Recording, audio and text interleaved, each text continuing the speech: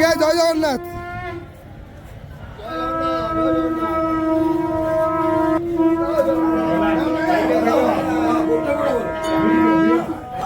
हरि बोलो हरि हरि बोलो हरि हरि बोलो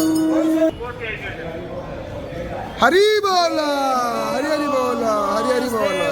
भ्यो नमः हरेः ओम कस्तूरी तिलकं ललाटपटले वक्षस्थले कौस्तुभं नासाग्रे वरमुक्तितं करतले वेणुकरे कङ्कणं सर्वाङ्गे हरिचन्दनं सुललितं कण्ठे च मुक्तावली गोपस्त्री परिवेष्टिता विजयते गोपालचूडामणिः।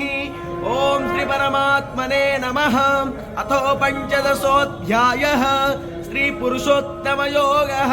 श्री भगवानुवाच ऊर्ध्वमूलमधस्ताखमस्मथं प्राहुरप्ययं छन्दांसि यस्य पर्णानि यस्तं वेद संहतोपलभ्यतेनन्तो न जातिर्सम्प्रतिष्ठा असुर्विमुक्ता। हरि बोलो हरि हरि बोलो हरि हरि बोलो।